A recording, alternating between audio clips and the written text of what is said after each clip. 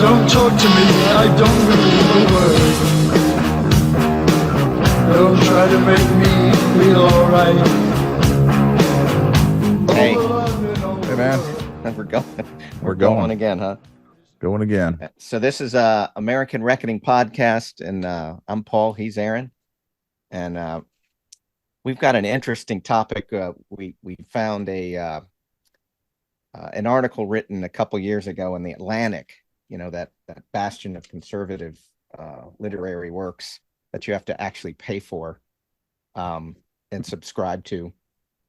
But we found an article written by a history professor from Columbia University in New York, and this one's particularly it's so pathetically written it's almost comical, but we want to kind of go through it and piece by piece, and so anyway, we'll do that, and hopefully you guys will enjoy it. But so this is our podcast where we talk a lot about Confederate history, Southern heritage, our Confederate ancestors, and the South.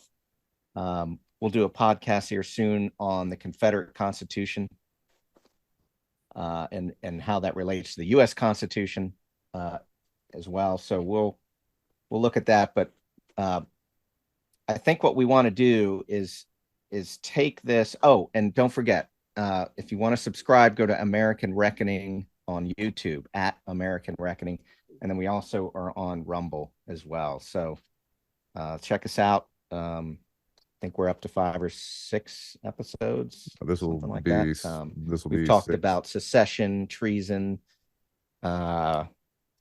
who are the real treason, the real traitors in from the War of Southern Independence. And then we also just talk about, like I said, anything Confederate Southern heritage from a perspective of the way the America is supposed to go, and the way that we see things happening today. We think there's a giant American record. Everybody feels it. Everybody sees it. I mean, you can't get a job. You can't go to school. You can't engage in the government on any level without seeing the destructiveness of not just the woke. It's not woke. Let's be. I don't care what they want to call it. It's Marxism, and you guys, everybody knows it. It's Marxism. When you hear the terms equity and sustainability and the ESG and all of this absolute insanity, it's Marxism. It is Marxism. So I don't know. With that, did you have anything to add to that, Aaron? Nope. I mean, that sums it up pretty well. I mean, I do think there are plenty of people who believe that kind of BS at face value. There have to be a lot of them. But yeah, these are clearly cultural Marxist devices. I don't believe these are actual tools designed to help out with some type of justice movement. I have a lot of trouble believing that. So yeah. All right, so we'll start. So this article, it was written, I mentioned, in June of 2020. So this is June 21st, 2020 in the Atlantic, and the title is "The Confederacy Was an Anti-Democratic Centralized State." Anti-democratic centralized state. So the actual Confederate States was a repressive state devoted to white supremacy. This was written by Stephanie McCurry, who identifies herself as a professor of history at Columbia University. So, wow, what a prestigious school. Oh, yeah. It's interesting because I wish I could share, but we'll show this up when we go through it. But there's an image right off the bat. There's an image of Jefferson Davis in the background, and perhaps an African American female, and then in the center is the familiar slave with the broken up, whipped back, and he's heavily scarred in his back. So let me go ahead and start reading some of this, and we'll just kind of stop where we need to kind of see how correct it the goes. record, if you will. Right. Americans are now debating the fate of, and this is again in the wake of George Floyd, memorials to the Confederacy, statues, Right. flags, names on army bases, street schools, and college dormitories. A century and a half of propaganda has successfully obscured the nature of the Confederate cause and its bloody history, wrapping it in myth. But the Confederacy is not part of, quote, our American heritage, as Donald Trump recently claimed, nor should it stand as a libertarian symbol of small government and resistance to federal tyranny. For the 4 years of its existence until it was forced to surrender, the Confederate States of America was a pro-slavery nation at war against the United States. The CSA was a big centralized state devoted to securing a society in which enslavement to white people was the permanent and inherited condition of all people of African descent. All right. A lot to pick apart there. Yeah. All right. So was it a pro-slavery nation? Slavery was legal in southern states. All right. So there's no doubt there, but keep in mind there were 4 northern states, part of the Union, where slavery was legal, and the Union even admitted one extra slave state during the war, which was West Virginia. And not to mention that the United States Constitution had no prohibitions against slavery at the time. Well, exactly. If the state, and again, this will hit on this some more, a pro-slavery nation, Confederate States of America was a pro-slavery nation.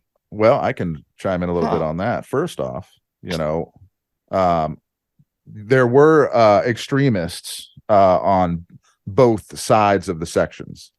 So up in the North, there were the abolitionists who were not anti-slavery people are different than abolitionists. A lot of people don't realize that they're distinct groups. Most people who opposed slavery in the North were considered anti-slavery people.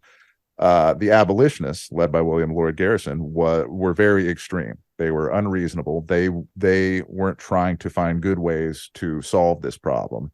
They were just screaming from the mountaintops and trying to cause trouble. Their counterparts in the South, who were vocally pro-slavery, were called the fire eaters. All right.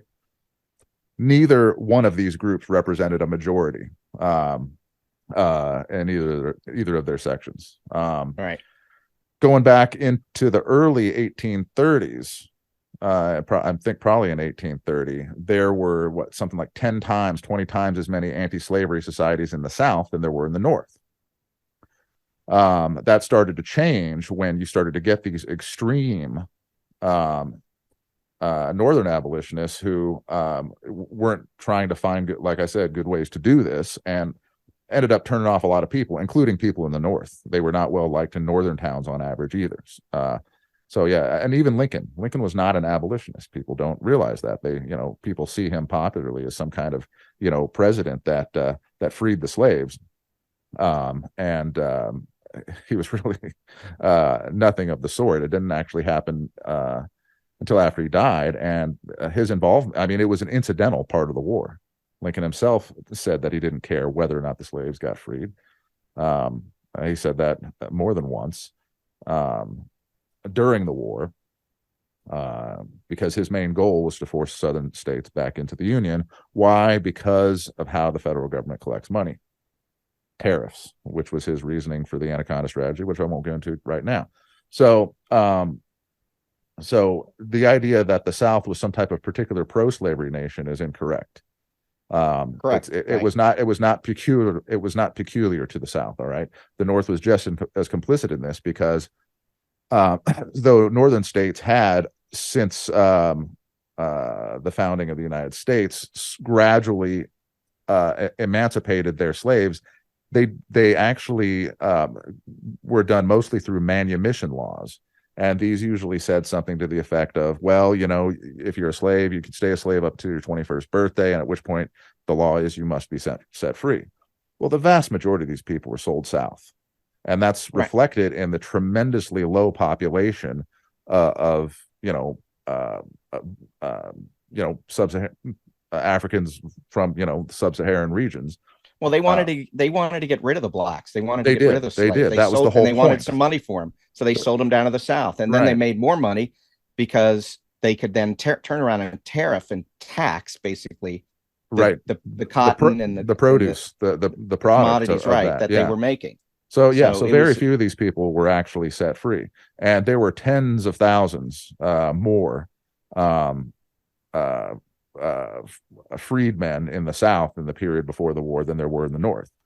And one of the reasons for that is it was legal to be free and black in the South, and it was legal to own property, which many of them did. It was not unheard of for emancipated black folks in the South to own slaves themselves.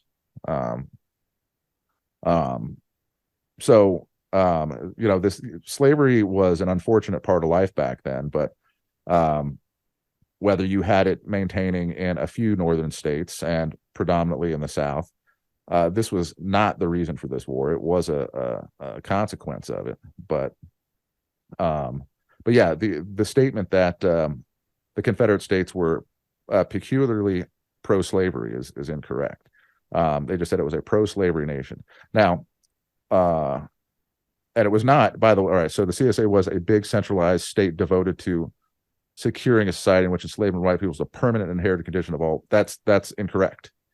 That is as evidenced by what I cited before about how there were vastly more freed men in the South in the period before the war than in the North, because, like I said, it was legal to be black. So that's an incorrect statement. I mean, this is on the record. This is not even hard to find.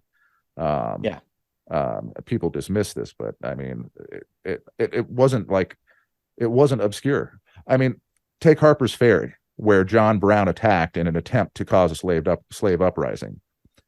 The ratio of freed black folks to slaves were about 20-1. And the first thing John Brown did was shoot a black man who worked for the railroad, who was free, who lived in Winchester, Virginia, in the back on the bridge. It's the first thing they did. I mean, absolutely ridiculous.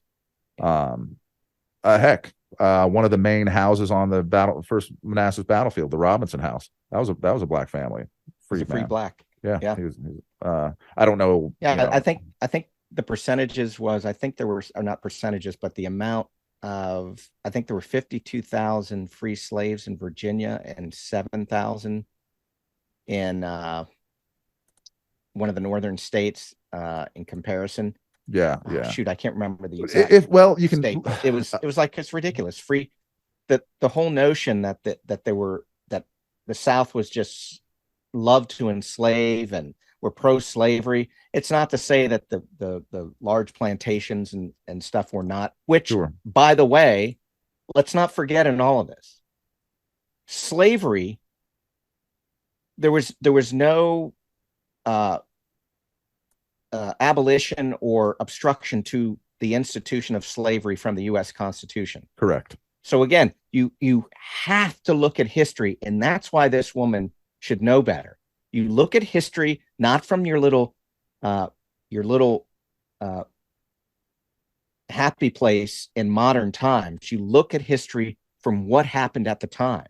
Right. And that's why, when you can smugly say, oh, it was a pro-slavery, place. It was explicitly white supremacist, as she goes on to say. The Confederates built an explicitly white supremacist pro-slavery and anti-democratic nation state dedicated to the principle that all men are not created equal. Right. Well, and let's bring up this topic of white supremacy in particular. Now, obviously, blacks were considered subordinate in Southern society, but they were considered so inferior in Northern society as to not be allowed there except under certain circumstances. It was illegal to be black in most free states unless you had, like you'd have to post bonds of $100 or a couple $100, which was months or a year's pay back then. I mean, they wanted to, the whole free labor movement, the idea was in the North to keep blacks out, slave or free. So yeah, it's not this, they egalitarian kind of attitude.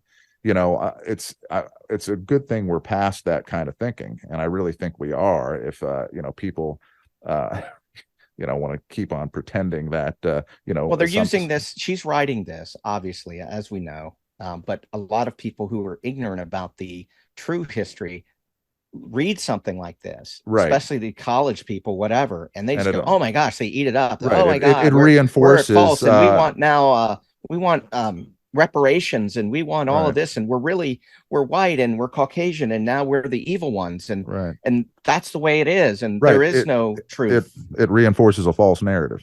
It's completely BS. Yeah. So she goes on, emboldened by what they saw as the failure of emancipation in other parts of the world, buoyed by the new science of race, and convinced that the American vision of the people had been terribly betrayed, they sought the kind of future for human slavery and conservative Republican government that was no longer possible within the United States. Wait a minute. Buoyed by the new science of race? What the heck does I don't know that who even... she's referring to there, but if you wanted to talk about racial philosophers, they existed in northern universities. Right. I think Professor Agassiz was at Harvard, and he, as I've mentioned before, he argued that black people were not even part of the same species.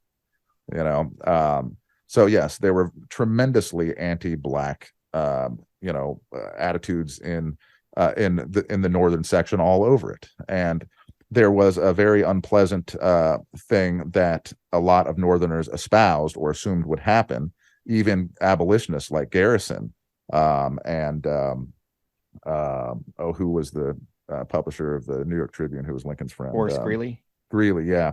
All these guys are quoted, and I bet you in more than one spot, but I know of individual quotes from several of these guys where they basically believed in something that became known as extermination through emancipation, where they thought that black people were incapable of functioning in a free market and would naturally die out if they were set free.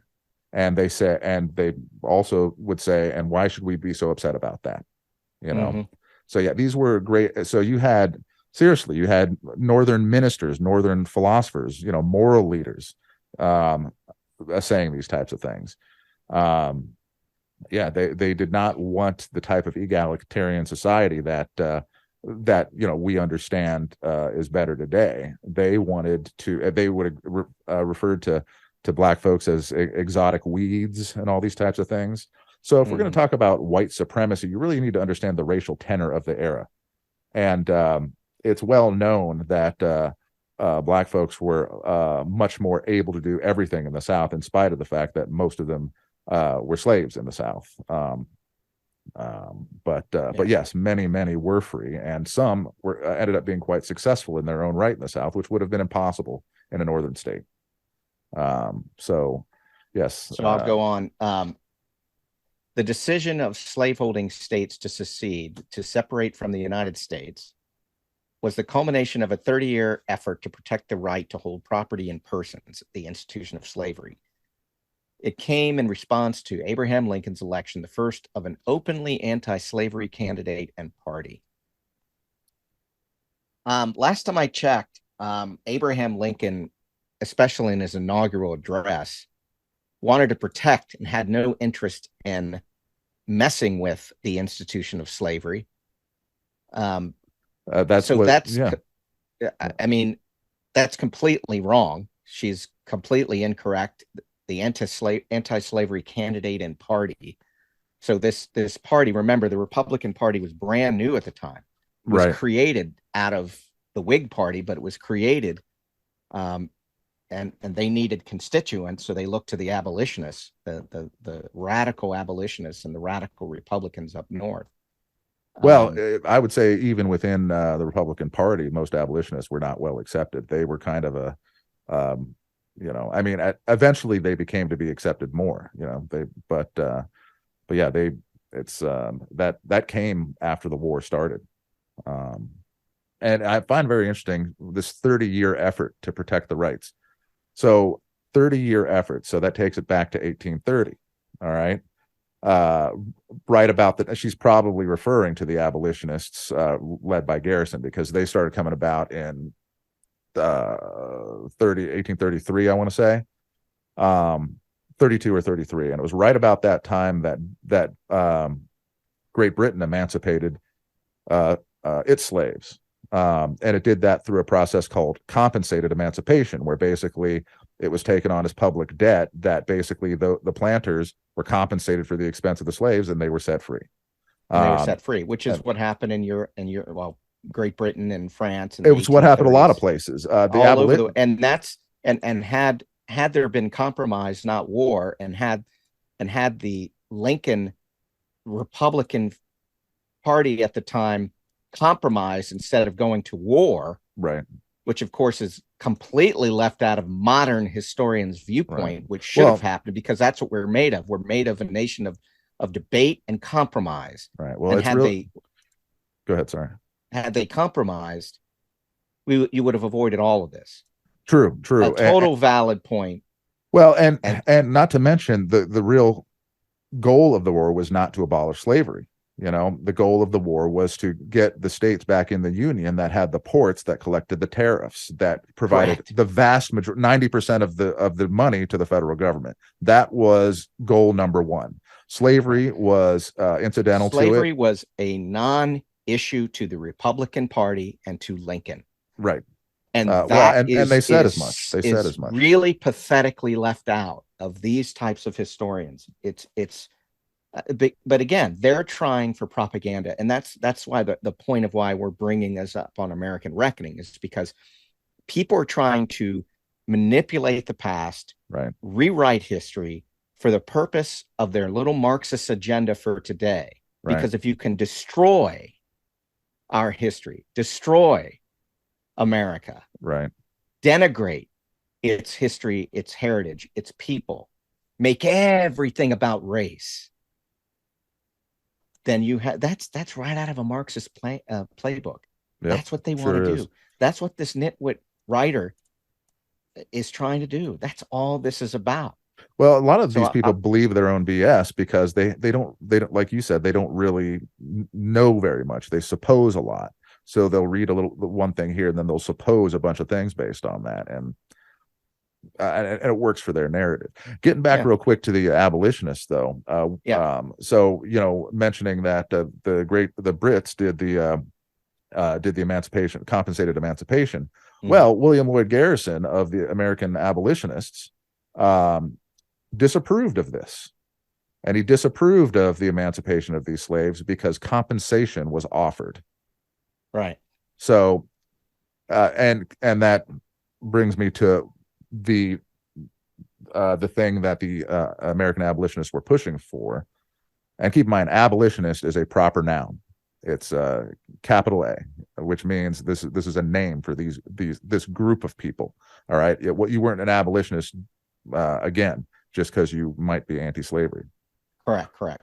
They wanted immediate and uncompensated emancipation. You know, no compromise, no let's try and work this out for the best. And even once that happened, they did not want integration. They did not, none of those folks, whether they're abolitionists or anti-slavery people, wanted the black folks coming north. Well, that was their extermination thing. That was right. And some of the Yankee, racial theories at the time said things like black people naturally prefer a warm region, so they're more likely to gravitate south and things like that. I mean, stuff that by today's standards we realize is asinine, but it's not. Go ahead. One thing that keeps coming up is the hatred a lot of these Northerners, a lot of these radicals had for the Southern people. Yes, they did. The South. Of course, when they sent their generals in there, that they had no problem confiscating property, destroying property. This whole freeing of the slaves is a load of crap. They couldn't care less about the slaves. They wanted them either dead or gone, or pushed out of the nation into Liberia or Well, yeah, Central America or something else. They hated the so-called aristocracy of the South and the plantations. They could not stand. well, yeah, Southerners. they that vitriol was behind a lot of this. Part of that resentment came from the idea that they thought that the plantation system was keeping all the black folks alive. Right. They didn't want that. Right. The Southerners, of course, they cherry pick a few, nut bags in the South who maybe have whipped their slaves or killed them, or whatever. But the far majority. Let's talk about that for a second. You mean to tell me, even as a slaveholder and a plantation owner, and you're making a money, you think you want to hurt your labor, if you will, if you want to look at it that absolutely way? Right. It was not in their interest to do that. No, it's not in their interest. There were people, I'm sure, that committed rape against their slaves. Of course, there were people who probably killed them, but this was not common behavior. For a number of purposes, you always want to cherry pick some of the worst possible things, and you want to make that seem the norm, and that's what they do. Right. Well, and keep in mind, this is chattel slavery, but it wasn't. And this is not a defense of the practice of slavery, but something about the slave situation in the southern states, or the northern slave states too. The idea wasn't that you owned the person like cattle and you could just murder them or rape them. You couldn't do that. Now, like the examples of that can be found, but there's no evidence to suggest that this was something that was widespread. But yeah, based on state laws, slave owners were responsible for the welfare of the slaves until they died. And the law was they had to provide for the slave. And the slave owner only owned the labor of the slave, not the person. And there are several examples of court cases where this was upheld. A couple in Virginia I could find. I don't have offhand, but I could definitely find. So yeah, and in fact, a slave owner could be convicted for abusing the person of a slave. So right. And so it wasn't business sense. It wasn't legal sense. It didn't. Yeah. It just was not by any stretch a normal situation. Right. Granted, look, we're not trying to defend slavery here. No, slavery was a bad thing. It's good that it's gone. Again, but you got to understand a lot of the wild accusations about what people say slavery was can't really be true. I mean, it's certainly wrong. I mean, the move when all your whole perspective on your history is from what you read from this kind of stuff, or from a show like Roots, or think about propaganda from the time, like Uncle Tom's Cabin, which is just a complete fake. Yeah, it is a complete fake, and unfortunately, a lot of people didn't understand the difference. A lot of the Irish folks and people that were new to the country at the time that were coming in some pretty large numbers, it didn't get the context of it, and it was an easy tool to use for, at face value, for a lot of people. But yeah, it's garbage. So let me, go ahead. You can continue. Well, I was just going to go ahead and continue reading on. So she goes on to write, we just talked about how she proclaims that Abraham Lincoln's election was the first openly anti-slavery candidate in party. All right, so the architects of secession, and I'm skipping on a little bit, knew that there was no recognized constitutional right to secede and that they risked war. The architects of secession knew. That's actually completely opposite. If you look back to any of the writings from people on pretty much all sides of the politics of the founding, they all specifically. I mean, where did she pull this out of? She probably pulled it out of Texas v. White, 1869, when after the Civil War, the Supreme Court Justice, what's his name? We were talking about him a week or two ago. Samuel P. Chase, yeah. Salmon P. Yeah. Chase, yeah, who was Lincoln's Secretary of Treasury. Was it Treasury?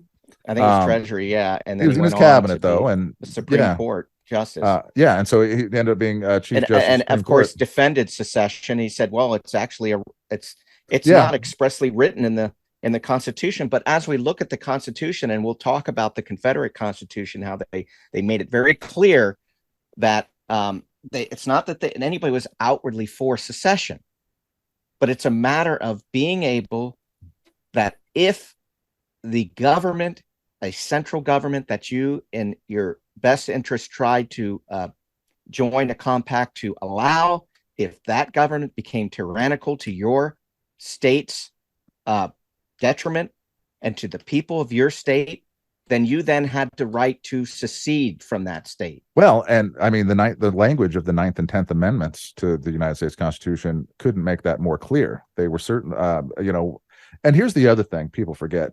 The Constitution of the United States has been so perverted, just so destroyed over the years that people are accustomed to the government doing all kinds of stuff that the Constitution never said it could do. Right. And it got in there slowly over time through things like the Supremacy Clause and the Necessary and Proper Clause. Right. That aside, though, the whole point of having a written document is to limit the government. The federal government only has the powers granted therein. All other powers not delegated. If you're a state, unless it's specifically prohibited, you've got it. That is your power to act. That's why secession was completely. And that's why slavery was legal. If a state, now granted, let take away the moral thing. Let's look at this purely legally in terms of what they knew at the time. Right. It was totally fine to have slaves. Right. They were like, what's the big deal? I mean, I got 10,000 acres. What am I supposed to do? No, I'm not saying it's right. I'm just saying that was part of the system. Right. It was the way everything worked back then. And keep in mind, a lot of the northern anti-slavery people were still investors in slave plantations down in the Caribbean and stuff. They just didn't want slaves. The Northerners were highly invested in the shipment of slaves, the trading, the sale, the delivery of slaves. Yep. And then they were invested in the equipment that went to plantations, and a lot of the equipment that farmers or plantation owners and overseers used. Yeah. Well, heck, I mean, Massachusetts spent 170 years in the slave trade at least. It was actually, and we'll talk about this on another episode, but back in the 1700s, it was people don't know this. Maybe our esteemed professor of history at Columbia would look into this, but in the 1700s, many of the southern states were against slavery. They didn't want the slave trade coming down there. This is before the massive plantations and so on, it became profitable, but it was the northern states that were pushing this because of the slave trade. Right. They were making buttloads of money. Yep. Slave trade. They were looking for customers in the South. Yeah. And the Southerners didn't want any part of it. Yeah. Well, that of course changed over time. Yeah. People forget that, at the time of the founding, every state had slaves. And also there were more slaves in New York than there were in Georgia at that time. Does anybody want to look into that? Repeat that. There were more slaves in New York. I remember, hearing people say when I was in school that, they threw all kinds of bones to the South because the South wanted slaves in the United States Constitution, like the northern states at the time didn't have anything to do with it. They had been, deep in it, since the beginning. And hell, the Constitution on a federal level, international slave trading wasn't even outlawed until I think it was 1812. Right. And the ways slavery was outlawed in some of the northern states, it varied. I think in Massachusetts it was actually done by court ruling. In Ohio it was done during their founding, but in the Ohio Constitution of 1802 or 3. Yeah. It actually the state constitution it says slavery is illegal, but it's also illegal to be a black person in the state unless you post $100 bond. So yeah, it was part of that movement where slave or free, they just didn't want black folks in there. So this whole notion of the architects of secession knew that there was no recognized constitutional right to secede, and that there was war. Come on, that is just complete garbage. That's a real stretch. It's not even a And stretch. It's a statement of a complete untruth. yeah, I mean, that's a as complete one construct. Alabama opponent put it, and she picks an Alabama opponent, quote, "No liquid but blood has ever filled the baptismal font of nations." All right. The seceded states immediately went on a war footing. There's no context of date except to say that this was probably around April 1861. So the seceded states immediately went on a war footing, seizing federal forts and arsenals and launching massive arms buying campaigns in the US and Europe. Well, if I remember straight, and if my history is correct, wasn't it Lincoln who invaded the South with 75,000 troops? Well, first, So anybody doing launching massive arms buying campaigns, it's probably to defend their states, their nation, because Lincoln just invaded you. yeah. Yeah, no doubt about it. What's interesting though is that the South attempted to buy all of those forts. Right. By the way, and they were trying to get an equitable settlement. Lincoln would not see them. Certain congressmen in the North, would meet with the Southern delegations trying to negotiate compensation for these forts. Again, another thing to compromise, offering compromise to get through this situation. And even if they seized federal forts and arsenals, I think the reaction of Lincoln calling up troops to invade was way improportional to some of those acts. The only war footing was not coming from the seceded states, as this author says. It was coming from the from Lincoln's administration. It was coming from federal troops and northern troops coming down into the South. Well, and not to mention that changed the ball game immediately. And not only did that, obviously, as we know, the four other states, Virginia, North Carolina, Arkansas, and Tennessee, right, voted to stay in the Union. Stayed in they ended up joining the Confederacy. So. Well, they not at first though. It was just the 7 cotton states. No, they stayed out. But I'm talking about once Lincoln invaded, they said, okay, enough's enough. And right, you just crossed the constitutional line. Yeah. So what's the war footing? I'm sorry, it's totally hyperbole, poor language, and wrong. Yeah. Yes, I mean, you're forced into a war footing, but they didn't cause it. And that's so all the armies come south, but all the slave states, Maryland, New Jersey, Delaware, what am I missing? Later West Virginia, but not initially. And there was one more, I guess technically Kentucky. The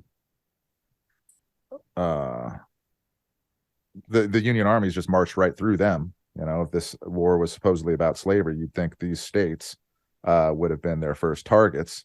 But no, they stayed in the Union. That was the goal, to keep states in the Union.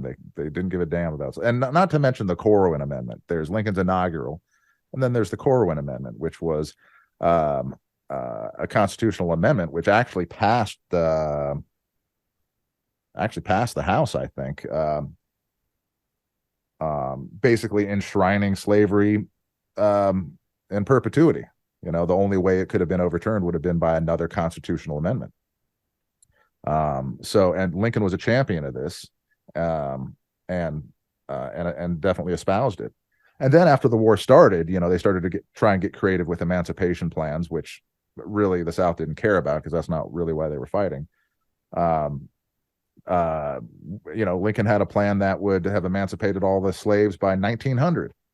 I mean, they started thinking about things once the war had already begun. But there was no major political party put forth a plan of, and the reason I say that is because technically I think abolitionists were kind of considered a political party, and they had kind of a asinine idea that wasn't really workable. No one really took seriously. But yes, so no major political party put forth any plan of emancipation in the period during before the war, and that shocks a lot of people. Yep. People think that. I mean, there were a lot of people in the South. Most people in the South didn't own slaves. There was a lot of anti-slavery sentiment in the South, believe it or not, and strangely enough, there were quite a few slave owners who were still pro-union, and they got so pissed off when the Northern armies were coming down and Yep. and destroying their plantation. They're like, I've been supporting you the whole time. Why would they support them if they Right. wanted They to were keep buying their they were buying equipment and farming equipment. They had a trade, well, with slaves. Right. They had a mercantile, trade situation with northern states. They didn't want any war. They didn't want this situation. Yeah. They were not opposed to the Union. Most of this is, again, and in all total fairness to the 7 states that seceded, that initially came up with the Confederate Constitution, the breakaway states. This is after 30 years or so of usurpations of the Constitution that was incredibly detrimental. That's right. And they them. talk all about those. Again and again, I cannot stress enough. This war should have been avoided. It should have been a compromised issue. Yeah.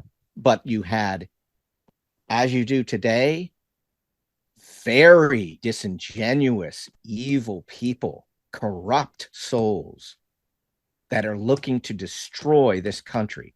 And I proposition the fact that it happened with the Lincoln administration. I'd agree. It happened with the radicals, the people who, if anybody wants to look at the cause of this war, had nothing to do with slavery except for the fact that it had to do with money. Right. Money and power was the real issue. It always is. Stop with the nonsense. And Marxist in particular, propaganda, and you historians ought to look at it for what it really is, and really investigate and actually tell the truth. Right. Well, because it's there. Well, they probably don't want to write another PhD, so they're unlikely, I think, to examine things that antagonize probably lazy. Some of their premise. Well, they're lazy and they have an agenda. And they're human. They're human. No, they're yeah. But my whole point though is that it was mostly about consolidation, in particular consolidation, like you mentioned, the power and the money. Yeah, but the consolidation was the ultimate result of that war. So when you talk about the published reasons that a few of those states came out with, there is a context for that. So the article goes on. In late February 1861 in Montgomery, Alabama, the 7 breakaway states formed the CSA, swore in a president, Jefferson Davis, and wrote a constitution. That constitution aimed to perfect the original. I guess you meant the provisional constitution written in February, and then the permanent one written because there were 2 so later. By dispensing with all the issues about slavery and representation that had plagued political life in the former U.S. Okay. I'm not quite sure I follow what. Yeah, I don't know what she's referring to. All the issues about slavery and representation that had plagued political life. Is she talking about the 3/5 compromise? Let's read on here. That the document recognized the constituent states as sovereign entities, though it did, quote, in parentheses, though it did not confer on them the right to secede, confirming Lincoln's point that no government ever provides for its own dissolution. That's a load of crap. That's not true at all. That's not true. That's completely false. It did provide for them the method for them to secede, and several of the states were, as the war went on, were threatening it, particularly Georgia, and certain conscription and so on. Conscription, where troops were deployed, could the Confederate government commandeer state troops, other types of things. So yeah, there were a lot of gripes, about that. So that's a completely false statement. Not only could they, but a number of states almost did. And Lincoln actually, prior to his high-handed, high-minded 1860 run, he was defending the ability of a state to secede. So I don't know where she's getting this ever provides for its own dissolution, which I think it's disingenuous at best. But anyway, so she writes on, it put the country under God and mandated a one-term presidency of 6 years. It purged the original of euphemisms, using the term slaves instead of other persons in its 3/5 and fugitive slave clauses. It bound the Congress and territorial governments to recognize and protect the institution of Negro slavery. So she must not have been referring to the 3/5 clause, because No. Well, yeah. I mean, basically, this, again, we'll go back. This is legal at the time. They were making it very clear, whereas the U.S. Constitution, it was unclear. And also, you know, and we'll talk a little bit more about the Confederate Constitution, but there's a real smart reason why they limited the presidency to 6 years. I'm sorry. Right. 1 6-year term. 1 6-year term. And that's the main thing is because they wanted the president to represent the executive to all the people of all the states, not just what it had become. Like in Lincoln's case, you had half of the country going for the president in the North for certain reasons. It really was much more of a corrupted, party and a corrupted situation as president. We'll get into more about specifics of why that's important, but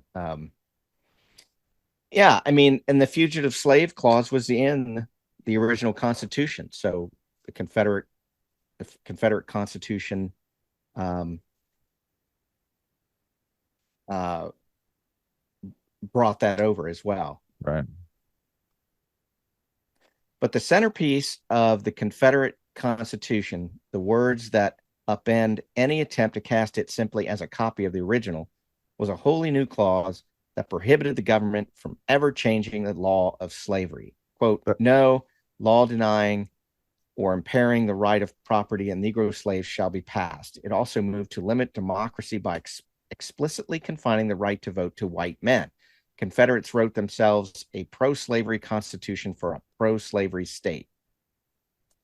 Well, it's true that what that did was, I could see how someone coming from a modern nationalist, democracy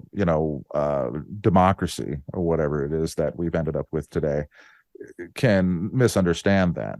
But what that meant was the Confederate government, the federation of the Confederacy, the so-called national government, but it wasn't a national government, right? Couldn't do anything about it. The states themselves could do whatever they want. Exactly. So the point. So that was not saying every state had to do that. It just got their central government out of it. It got the central government out of it, and that's exactly right. It did not forbid. And right. This is where it provided for the Confederates are all about states' rights. Right. So they looked at their own states at this time as their own little countries in a way. Right. You could be with an extremely limited federal or central government. Yeah, I mean, and that's evidenced by. So they didn't want to interfere with this, and they wanted to make it explicit. But that did not prohibit them from doing it on their own at any time. Exactly. Yeah, the Confederate Constitution provided for the admission of free states or slave states. Any state could abolish slavery or do with slavery what they wanted. It wasn't so that's the difference there. It did not enshrine it. It was not a slavery forever thing at all. So that's very important to realize. She goes on to, of course, quote Alexander Stevens's cornerstone speech. The original American Union rested upon the assumption of the equality of the races, he explained, but our government is founded upon exactly the opposite ideas. Its foundations are laid and its cornerstone rests upon the great truth that the Negro is not equal to the white man, that slavery is his natural condition. Well, except for that slavery is his natural condition, that's almost verbatim things that Lincoln said, first off. And not to mention, Stevens himself was good friends with Lincoln. Obviously, he went with the South.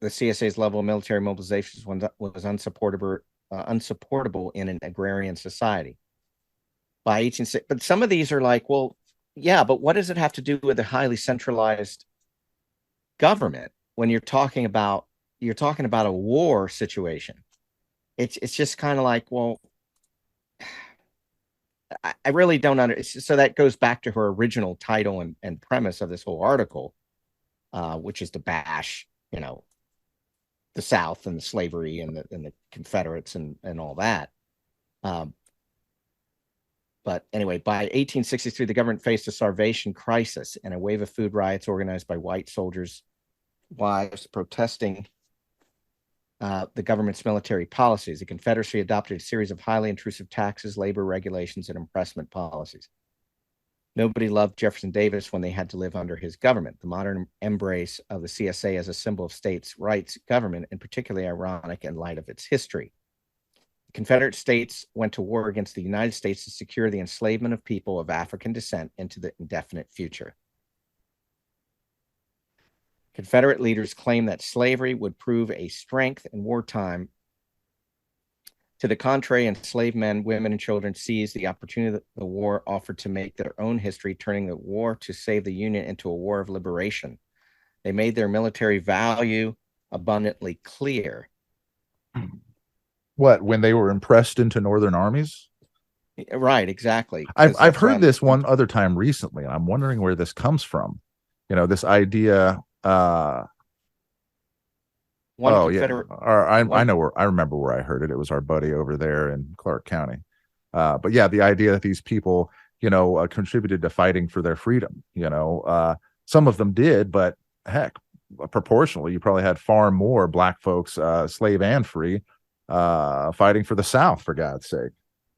Well, right, and you did, and it's the Davis administration would belatedly make some abortive efforts to recruit enslaved men to save the slaveholders. At the end, they did, and the terms were very favorable. And actually, Robert E. Lee himself put out a questionnaire to his soldiers asking if they approved of this. I mean, when has that ever happened? And overwhelmingly, they approved of it. Of course, this was at the end; things were getting tough, and it was too late. But they would have all been set free if they had done service. Yeah, and so then she says that she doesn't write that, one telling indication that how incoherent that the project had become. Well, we lost the war, so that's one thing. But it was the U.S. Here she says, but it was the U.S. government and armies that won the enslaved people's allegiance and service, securing in return the Emancipation Proclamation, the 13th Amendment, and the defeat of the Confederacy. The 13th Amendment, if last time I checked, wasn't even passed until December 1865 or something? Correct. Yes, after Lincoln's death, 7-8 months after the war ended. That's wrong. And securing the Emancipation Proclamation. Well, that would have kept everybody as slaves under Union control. Right. This is written so poorly. It's because it's like so many of these people that they have all these suppositions that they believe are true, but they've never read the Emancipation Proclamation. They haven't read most of this stuff. They're kind of coming from second and third source. It's like Wikipedia or something. It's like, gosh, you guys. Look, they don't have any. An article like this clearly isn't about truth. No, it's propaganda. That's why we're pointing this out. It's just such blabber. But the problem is, it's just not just wrong in a couple spots. It's just wrong. Like every paragraph has several incorrect statements in it that invalidate the paragraph. Is the point? Basically, the entire thing is paragraph by paragraph. It's becoming the whole piece is becoming invalid. But it sounds good to in 2020, I'm sure, to an impassioned, inflamed population. Here's the Marxists in her coming out here, and let me read this. This is the final piece, and I'll thankfully leave this article, and we can talk a little bit more about how this pertains to today. So she wrote, the Confederacy went to war against the United States. Okay, that's already extremely debatable. Of course, everybody in the Union, preserving the Union, wants to say that. The Confederacy tried to leave the Union to form its own government with its own people and states. It didn't go to war against the United States. The United States imposed war on the Confederate states trying to secede. Right. Well, even though let's at least write it correctly. Right. Even though at Sumter, the South fired first, right? So they must be, at fault. Oh, they must be at fault. They must be that's how they look at it. That's people forget how what everybody was in the happening. Union wants to look at how this war started. Well, look, they look at Fort Sumter. Well, and where was Fort Sumter? It was in Charleston Harbor. And what was happening in Charleston Harbor at the time? It was blockaded. All right. Blockaded by the United States Navy, and not only Charleston Harbor, but which is an act of war, an unconstitutional act of war. Correct. Why? Every southern port was blockaded by the Northern Army in Lincoln's Anaconda strategy, because Lincoln refused to recognize secession. He refused to recognize that states were sovereign. He argued even that they were like counties. And they needed to come back to and he actually got pretty pissed off when a lot of the European nations started good Marxist that he is. Right. And he ended up being a darling of the Marxists, and probably is to an extent still today. Even though a lot of people who think they're count themselves amongst conservatives, as they might say, are big fans of Lincoln too, and they should really think twice if they look at what he actually did.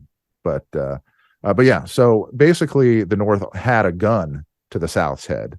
They had cannons pointed at them in all their ports.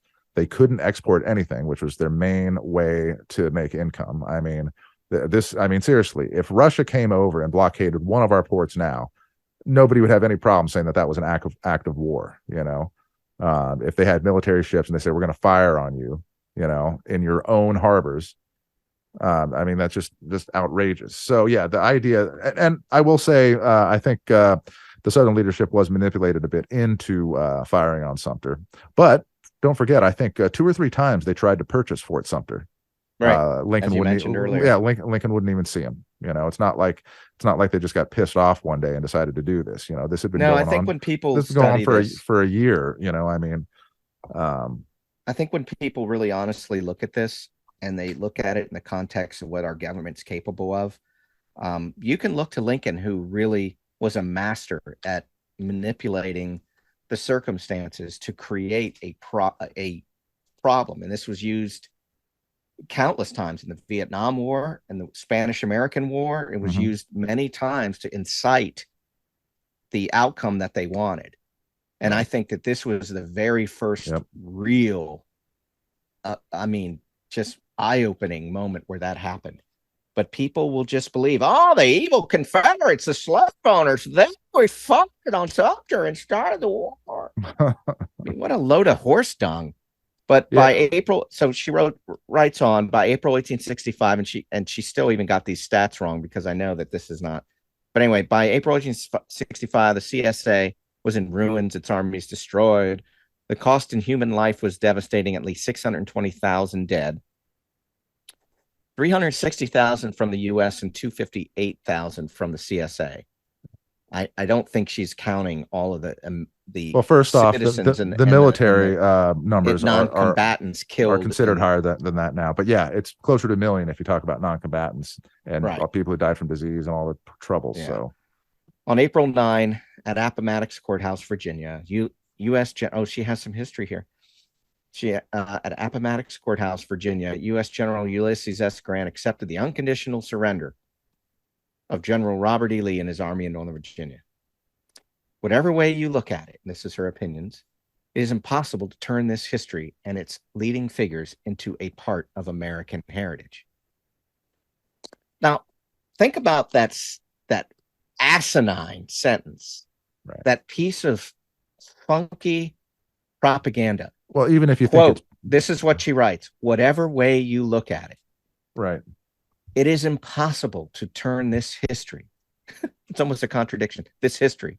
If it's history, how can you know? Anyway, and its leading figures into a part of American heritage. So what else is it? So you want to erase it?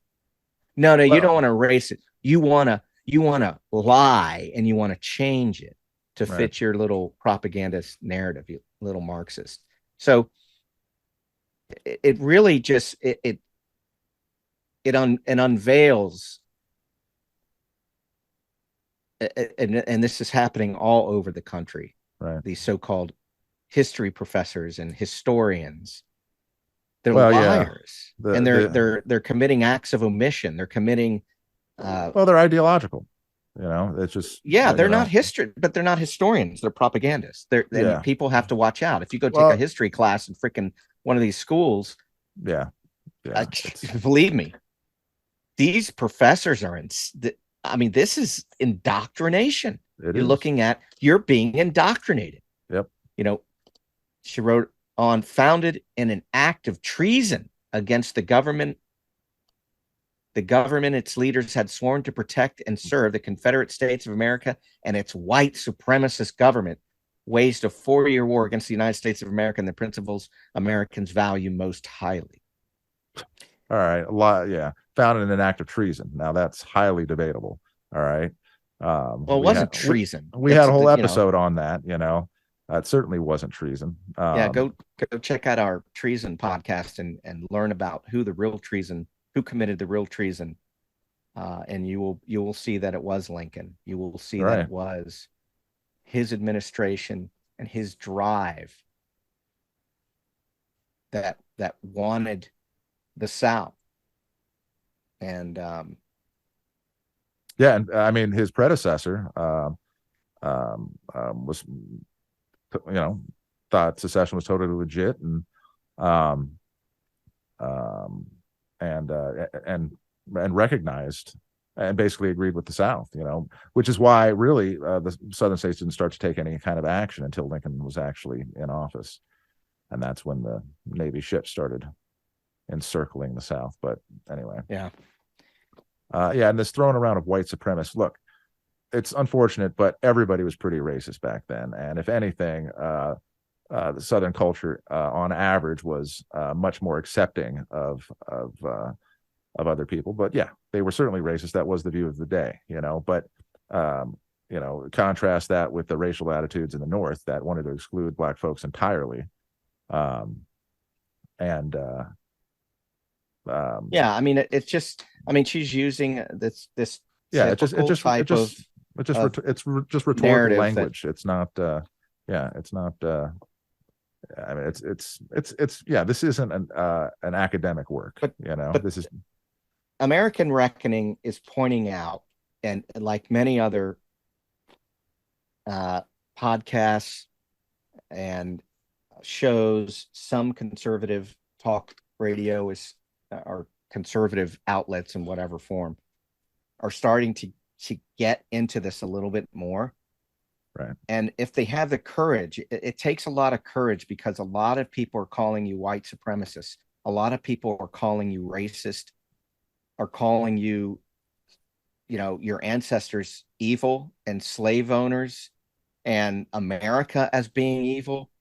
And this is all lies. This is all fashioned and the narrative written to destroy this country. Yep. The language that is being used or removed, the historical context is all being either outwardly erased or just revised in revisionist history. Right. And we all see it. And, if you're so proud of these great United States of America, and many of us are, we still are Americans. We still love our country. Right. But we're also pointing out the truth, pointing out real facts, not some propaganda. Right. I mean, you can look this up if you have the courage to do it, have the courage to debate. And that's the other thing. They don't want debate anymore. They don't want, what our founding fathers really wanted to do. And that's compromise before you secede, before it becomes so it's so unmanageable and so corrupt. Yeah. But people want that corruption. They want the country destroyed. They want a one global world order. So that's why people can come across the border. That's why people can, they don't care. They want this thing. They want this game over, man. Somehow this is considered more just, which as time goes on, You're seeing that things are less just, as a result of these things. But we don't have to get into that. Did you see that last paragraph, by the way? Yeah.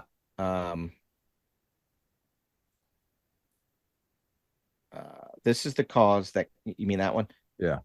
Yeah, this is the final paragraph of this article. I almost wanted to stop because it's kind of ridiculous. It's It is so stupid. ridiculous. But I'll read it because this is how this is the. I cannot believe that this is a history professor.